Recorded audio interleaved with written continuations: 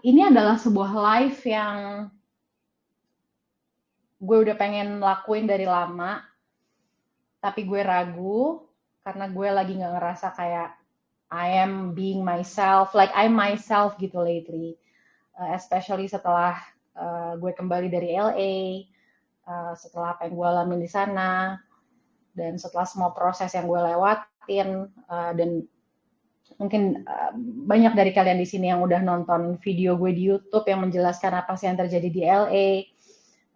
Dan ini topik specifically tentang mental health, tentang healing, tentang bangkit, tentang gimana menghandle yang namanya relapse. Dan ini nggak cuman untuk orang-orang dengan mental illness atau mental health challenge atau tantangan mental, tapi juga untuk orang-orang yang mungkin punya masalah dengan addiction atau ketergantungan dengan hal apapun itu. Dan tantangan mental itu nggak melulu mental illness ya, itu bisa apapun. Itu bisa stres, bisa trauma, atau apapun yang mengganggu kita secara mental. Dan di sini, wah udah banyak banget yang pengen nanya. Nanti kita akan ada waktunya ya untuk tanya jawab. Oke, gue langsung go to the point aja. Gue ngebayangin, selama gue pulang dari LA, gue melihat karir gue tuh berjalan makin lancar, makin naik, makin meningkat, karya-karya gue makin muncul, dan dalam hati tuh sebenarnya gue lagi ngerasa berduka. Berduka karena banyak hal rencana yang gue ingin lakukan di LA itu banyak yang jadi hilang, jadi gagal, banyak gue ngerasa juga jadi orang yang malu gitu, karena yang gue alamin dari sebelum LA pun mungkin banyak dari kalian yang juga menyadari bahwa Caca ini lagi nggak stabil gitu loh, Caca ini lagi manik, Caca punya bipolar dan dia lagi unstable gitu. Mungkin dari postingan-postingan gue beberapa ada yang menunjukkan itu dan kalian tahu gitu loh. Jadi ada rasa malu, rasa malu seperti kayak gimana sih Ca, kayak wow lo pengen jadi, lo tuh pengen jadi orang yang berhasil, lo pengen jadi contoh, lo pengen jadi healer, lo pengen jadi teacher yang memotivasi orang lain, dan lo sudah melakukan itu, tapi kali ini lo gagal, lo relapse, lo karena pengen banget menurunkan dosis obat-obatan bipolar yang lo milikin, melalui itu lo melewati jalan yang malah tanpa lo sadari ujungnya membuat lo jadi nggak stabil. Dan itu merugikan lo dan orang-orang di sekitar lo. Gue juga kehilangan sahabat, gue kehilangan banyak deh, pokoknya yang gue lihat tadinya tuh ada dalam hidup gue jadi hilang. Dan tentu aja balik-balik ke Jakarta, hati gue tuh berduka. Sementara karir gue berjalan dengan sangat semakin gemilang. Film gue yang Gendut Siapa Takut akhirnya tayang di bioskop. Terus gue dapat penghargaan di Festival Film Wartawan Indonesia sebagai aktris terbaik genre komedi. Terus juga gue syuting judul baru dengan PHMD serial. Dan di situ gue dapet treatment yang gue tuh bingung, orang-orang ini kok baik sama gue ya gitu. Gue tuh sampai ngerasa wow, gue bingung banget kenapa orang-orang respect sama gue, orang-orang sayang dan peduli sama gue. Dan hal yang paling gue bingung adalah kenapa orang setiap ketemu gue, Ca, sehat ya, udah sehat kan? Gitu. Gue nggak ngerti kenapa mereka care. Dan semua itu bersumber dari, ternyata, semua itu bersumber dari rasa ketidakpantasan. Dan rasa tidak pantas adalah rasa yang pasti dialamin oleh semua orang yang pernah ngalamin relapse. Relapse entah mereka punya mental illness, lalu mereka relapse, atau mereka punya addiction, ketergantungan entah pada narkoba atau pada apapun itu, pokoknya addiction yang kemudian mereka jatuh lagi gitu kepada hal yang paling mereka nggak ingin lakukan gitu, yaitu unstable lagi, nggak stabil lagi, gagal lagi gitu loh. Nah itu biasanya sesudah melewati semua itu, kita tuh malu. Kita tuh dipenuhi dengan rasa nggak pantas. Jadi saat gue syuting, gue dikasih ruangan, gue ditanyain mau makan apa, kalau makanan di sini nggak enak kita pesenin lewat online. Dan sutradaranya, pemain-pemain lain suportif banget, kru-krunya sayang sama gue, care sama gue, dan semua itu membuat gue ngerasa sampai panic attack berkali-kali gitu. Karena gue ngerasa nggak pantas. Tapi justru itulah yang membawa gue pada penyadaran ini yang gue tulis tadi sebelum live ini terjadi. Dan gue juga sadar betapa pencapaian yang gue udah raih selama ini ya di karir, impact yang gue udah buat kepada kalian semua yang nonton, kepada Marsh Tribe, kepada orang-orang yang follow gue di Instagram, di sosial media gue yang dengerin sharingan gue di TV atau media apapun itu, motivasi yang gue sampaikan itu semua tuh nggak mungkin terjadi kalau gue nggak pernah belajar dari orang-orang yang hebat. Jadi gue sadar bahwa ini bukan gue sendiri gitu loh. Bukan gue yang munculin teori-teori atau alasan-alasan atau dorongan atau motivasi apapun yang pernah gue sampaikan ke kalian. Gue pun belajar itu dari sumber-sumber lain, dari sahabat-sahabat gue, dari mentor gue, dari guru gue, entah gue kenal sama mereka ataupun enggak, ataupun gue cuma baca bukunya, gue cuma nonton videonya, apapun itu. Dan alasan gue bikin live ini hari ini adalah juga karena gue dapat motivasi dari seorang mentor gitu. Yang tadinya gue ngerasa kalau bipolar itu kan gini, saat lo sudah kambuh, terus lo memperbaiki treatment untuk lo lagi gitu ya, lo balik ke psikiater lo minum obat dengan benar lagi, itu tuh ada masa-masa di mana kalau yang gue alamin saat gue depresi itu hal-hal yang tadinya gue cintain, hal-hal yang tadinya tuh gue passionate gitu ngelakuin itu, jadi nggak passionate lagi buat gue. Dan itu gue alamin semenjak sesudah LA sampai beberapa, I don't know, mungkin sekarang baru muncul 1-2 gitu. Hal-hal yang gue sukain zaman dulu, gue lakuin lagi. Gitu. Jadi semua yang gue lakuin dari semenjak LA sampai sekarang tuh gue usaha sekuat tenaga. Fake it till you make it, karena gue ngerasa nggak pantas. Gue nggak pantas jalanin semua ini.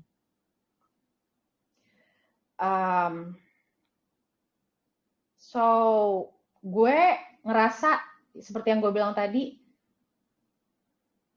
gila ya, gue tuh disadarin sama orang-orang yang sayang sama gue. Bahwa di masa-masa gue ngerasa gue gak pantas, kok justru gue masih bisa berkarir. Kok justru kondisi gue secara impact, secara karya, itu semakin meluas. Itu kan artinya apa? Tuhan sayang sama gue. Tuhan memberkahi gue. Cuman gue yang gak menyadari itu. Gue memilih, gue gak mau, gue memilih titik pokoknya untuk gak mau terima kasih sayang itu dari Tuhan, kebesaran Tuhan, berkah anugerah, apapun itu, kehebatan itu gue gak mau terima. Karena gue ngerasa gak pantas aja. Dan gue harus gini, gue harus diterima sama Tuhan, sama orang-orang di sekeliling gue bahwa gue lagi memilih untuk merasa gak pantas. Dan ini manusiawi, ini bukan egois. Semua orang yang pernah ngalamin relapse, bisa dibilang pasti akan mengalami rasa yang sama. Shameful. Tapi itulah kenapa gue show up hari ini kalau gitu. Kenapa gue sekarang bikin live kalau gue masih ngerasa seperti yang gue jelasin barusan. Karena gue, walaupun gue lupa, atau gue tuh kayak hilang passionnya dalam hal-hal atau hobi yang dulu gue sukain, entah apapun itu ya, semuanya deh pokoknya yang dulunya gue cintain banget, kok gue jadi gak enjoy ngerjainnya gitu. Nah, satu hal yang gue rasa masih gue passionate dalam ngelakuin itu adalah sharing. Makanya gue sharing sekarang di sini. Gue sharing di Marsh Tribe sekarang. Dan gue percaya orang-orang yang lagi ada di live ini sekarang, participants yang lagi menghadiri live ini adalah orang-orang yang nggak kebetulan lo ada di sini sekarang. Mungkin lo punya teman, mungkin lo punya adik, lo punya pasangan, lo punya orang terdekat lo, atau bahkan mungkin diri lo sendiri butuh denger apa yang gue sampaikan sekarang. Nggak ada yang namanya kebetulan. Dan gue sangat percaya itu. Jadi alasan gue show up di live ini adalah karena gue masih pengen bermanfaat buat orang. Walaupun gue ngerasa nggak pantas, gue masih pengen berusaha untuk punya harapan bahwa ya mungkin yang gue share dalam periode koma ini, gue menyebut ini periode koma gitu loh. Semuanya tuh kayak koma, semuanya tuh kayak ke pause, semuanya tuh kayak ke stop dan apa nih gitu. Ya gue berharap intinya ya apapun yang gue share dalam periode koma ini tetap jadi sesuatu yang bermanfaat dan bisa menginspirasi dan bisa memperkaya pengetahuan kalian dan jadi kekuatan buat kalian. Jadi gue akan share apa sih yang akan Tuhan bilang ke gue kalau gue bisa dengar suaranya Tuhan. Karena seperti yang kita semua tahu kan katanya rencana yang maha kuasa itu yang terbaik buat kita, ya kan? Rencana yang maha pengasih dan maha penyayang itu emang sengaja dibuat kayak gitu loh. Jadi gue kepikiran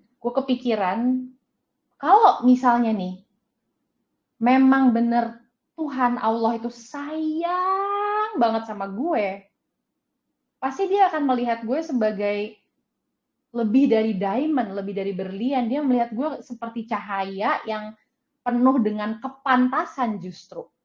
Maka gue masih dapetin berkah-berkah yang gue dapetin sekarang ini. Terus gue jadi mencoba melihat dengan point of view, kalau gue bisa melihat diri gue melalui matanya Tuhan, sebagaimana dia melihat gue, Caca tuh akan seperti apa? Dan di masa-masa terendah gue, kalau gue bisa berdialog dengan yang maha pencipta, apa sih yang akan Tuhan sampaikan sama gue? So, pertama, ini ada 10. Ini tuh ngalir banget dan gue nggak rencanain ini akan jadi 10. Cuman jadinya 10 gitu. Yang pertama, Tuhan bilang bahwa, Ca, kamu berada di track yang benar. Dan apa artinya itu buat gue? No fear. Jangan takut.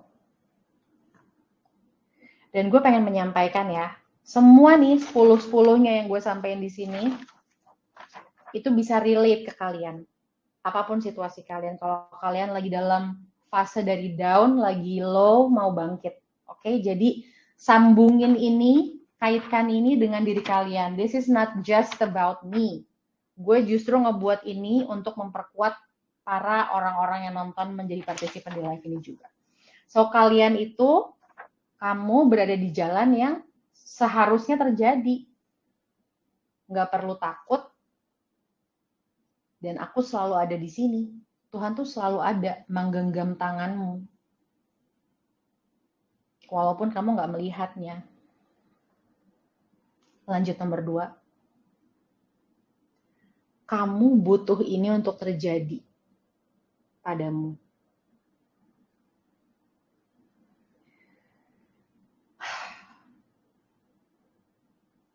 Walaupun itu painful, walaupun itu bentuknya kehilangan, dan walaupun kita belum tahu mungkin alasannya hari ini nih, kenapa aku butuh ini terjadi buat aku. Tapi percaya bahwa kamu butuh ini untuk terjadi pada kamu. 3. Ini adalah proses kamu untuk reborn atau rebirth. This is your rebirth process. Untuk menjadi orang yang lebih baik. Jadi kayak kepompong Yang tadinya kan ulet gitu kan. Tadinya ulet, lalu dia di periode koma, di mana dengan kata lain itu jadi kepompong, yang dibalut dengan si putih-putih nggak enak, nggak nyaman, yang lengket terus kayak lo lama banget dalam situ, terus nggak tahu harus ngapain, lo cuma bisa nafas, menyaksikan sekitar, dan itu nggak enak banget dan lama banget rasanya. Tapi dengan penerimaan, lo akan terasa lebih cepat untuk nyampe ke fase di mana lo jadi kupu-kupu. So this is your rebirth process. And then, hal keempat apa sih yang Tuhan katakan kalau aku bisa mendengarnya? Tadi kan ada 3. Semua yang kamu alami bahkan sampai sekarang, itu penting untuk kamu menjadi orang yang bisa menyembuhkan orang lain, bermanfaat buat orang lain, dan memberi impact buat orang lain. Dan itu memang cita-cita gue. Itu bener banget buat gue.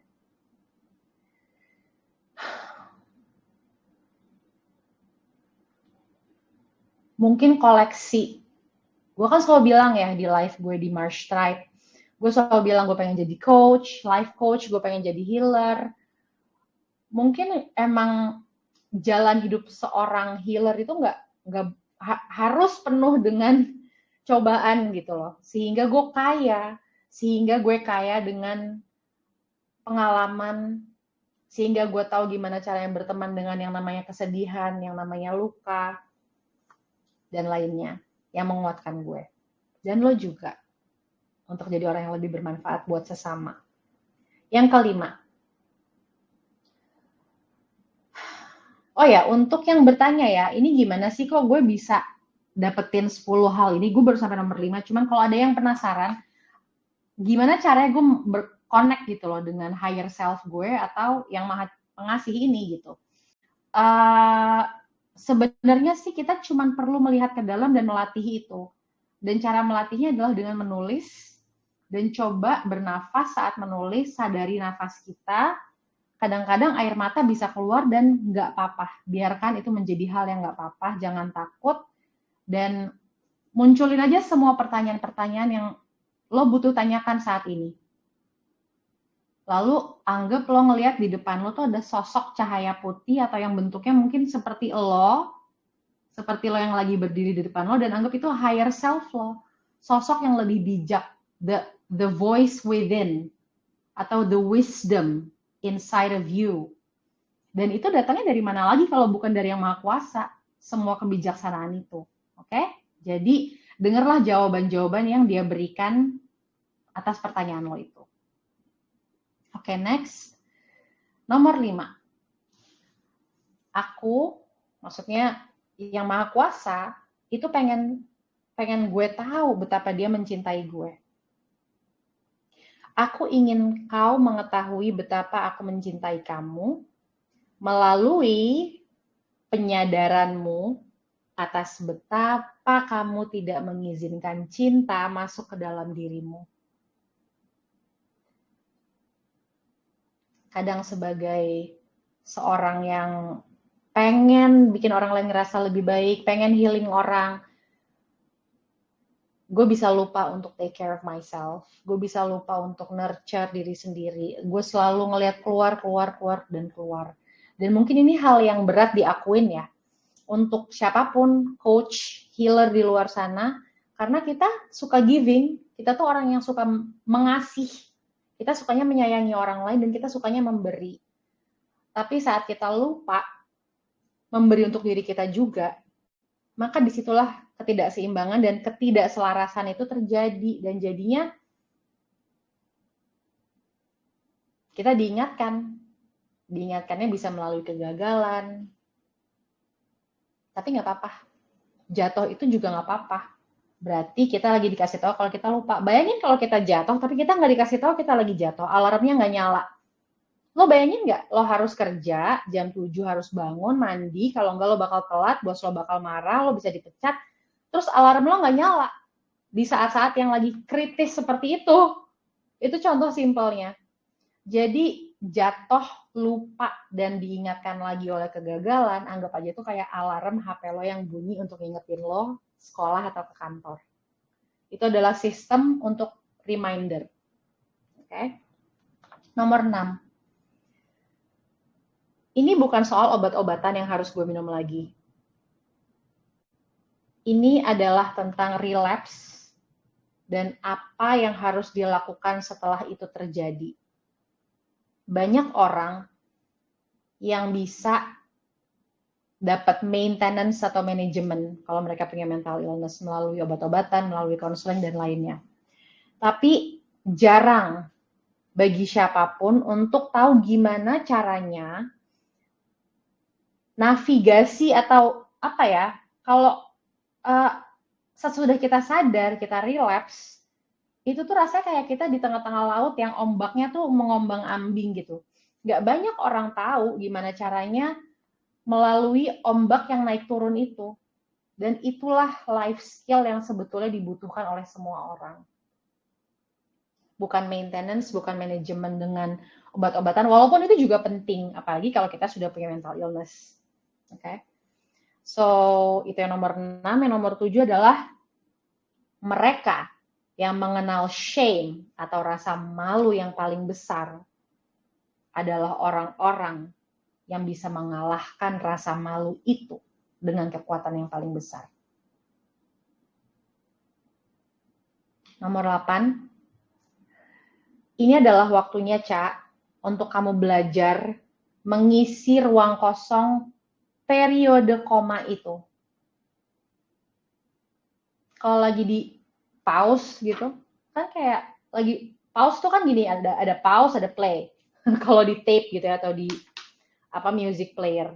Kalau kita lagi asik-asik denger musik, lagi joget atau lagi menikmati musiknya, tiba-tiba dipencet pause kan kayak, kok di pause? Terus kayak kita nggak tahan aja, play dong, play lagi, gue lagi enjoy nih, gue lagi nikmatin musiknya gitu kan. Nah, gimana caranya di saat kita lagi nggak terima, yang tadinya asik jadi berhenti, yang tadinya udah ngalir, yang tadinya udah jalan dengan arah yang semestinya, terus jadi berhenti, terus nggak tahu ke depannya gimana nih kalau nggak di-play lagi, terus nggak di-play juga sama universe gitu kan. Itulah periode koma. Dan ini adalah ruang kosong, dan ini suffering rasanya. Kalau kita nggak tahu gimana cara menghadapi masa ini, sufferingnya akan jauh lebih dalam. Jadi ini adalah waktunya untuk kamu belajar, Ca, mengisi ruang kosong periode koma itu. Caranya adalah dengan sadar akan pernafasan. Bernafas. Lebih sadar sama nafas diri sendiri. Kadang kita menemukan banyak emosi yang tersimpan melalui proses menyadari nafas. Kedua, movement, bergerak, olahraga, dan sadar bahwa dengan kita bergerak, dengan kita berkeringat, dengan kita olahraga, atau gini deh, nggak usah sampai olahraga. Pokoknya gue pernah diajarin sama seorang konselor bagi mereka yang punya masalah addiction. Dia bilang bagi orang-orang yang punya masalah depresi, kalau lo depresi kan lo maunya cuma tiduran, duduk, udah diem doang, bisa berhari-hari kayak gitu. Yang lo bisa lakukan adalah pertama, kalau lo tidur, bangunlah duduk. Kalau lo pengen merasa lebih baik lagi, tapi kalau lo sudah merasa duduk itu cukup dan lo kuatnya cuma sampai situ aja, apresiasi pencapaian itu. Tapi kalau lo bisa lebih, bangkitlah berdiri ke kamar mandi, cuci muka. Kalau misalnya sampai situ aja lo udah merasa lebih baik, then give yourself an applause. Lo bisa melewati itu. Tapi kalau misalnya kalian bisa melakukan lebih dari itu dan pengen lebih dari itu, lakukan apapun yang kalian mau. Entah sharing, entah kerja, entah apapun itu in your day-to-day life. Oke, lanjut. Apa aja sih yang bisa dilakukan di periode koma ini? Mendengarkan orang lain. Mendengarkan orang lain dengan penuh wholeheartedly. Dengan penuh kesadaran, dengan being present, dan termasuk juga gimana membangun kemampuan untuk tetap be present even when it hurts. Next, cara mengisi ruang kosong di periode koma adalah untuk berteman dengan ketidaknyamanan. Jadikan yang namanya nggak nyaman itu sahabat kita. Jadikan pain itu sahabat kita. Lama-lama nggak sakit lagi kok kalau kita temenin dia. Yang terakhir adalah nangis. Ya, menangis. Setiap tetes air mata itu punya makna. Setiap tetes air mata itu healing. Jadi hargailah mereka, jangan malu. Jangan ngerasa takut sama diri sendiri atau ngerasa kita lagi kayak gue nggak hebat deh kalau gue nangis. No. Justru dengan lo nangis, lo mengeluarkan hal-hal yang perlu lo keluarkan dan butuh keberanian untuk melakukan itu. Justru lo berani. Terus yang ke-9, dari things God would tell me if I can hear them now adalah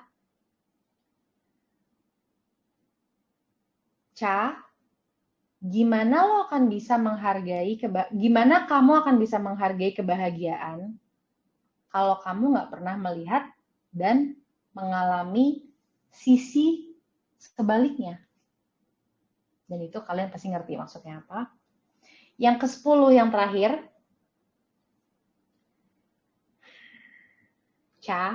ini yang paling yang paling zong, yang paling wow banget.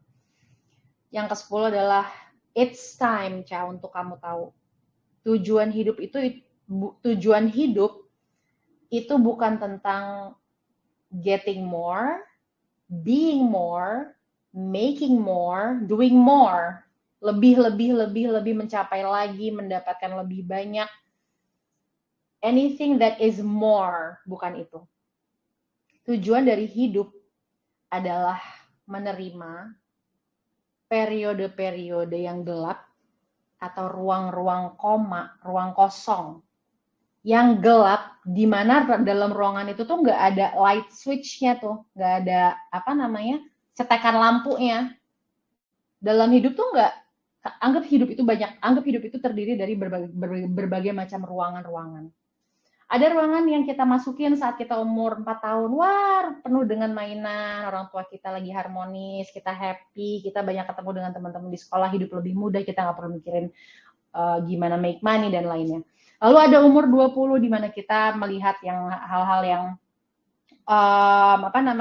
kita harus lebih bertanggung jawab sama diri kita sendiri, kita mulai mengalami resiko-resiko kehidupan, kalau kita nggak bertanggung jawab kita mengalami konsekuensinya dan sebagainya. Jadi hidup itu adalah ruang-ruang yang warna-warni gitu loh. Ada yang kalau dinyalain lampunya terang banget, ada yang dinyalain lampunya warna-warni, ada yang dinyalain lampunya agak suram tapi kita masih bisa bertahan. Ada juga ruangan yang nggak punya light switch. Dan gimana kita bisa masuk ke dalam ruangan itu dan kita terima ruang itu sebagai bagian dari hidup kita. Dan dia gelap dan kita stay di situ untuk sekian waktu. So, tujuan hidup adalah bukan untuk terus ascend atau meningkat ya dalam bentuk apapun dengan memaksa, dengan paksaan dari diri sendiri. Maksa pengen belajar lebih banyak biar jadi lebih baik, maksa pengen online course banyak-banyak supaya bisa dapat ilmu yang lebih baik. Jadi pengen jadi lebih terus tapi dengan paksaan diri sendiri, bukan itu. Tujuan hidup adalah gimana kita menerima bagian-bagian di mana kita nggak sempurna dan kita nggak butuh untuk membenahi itu.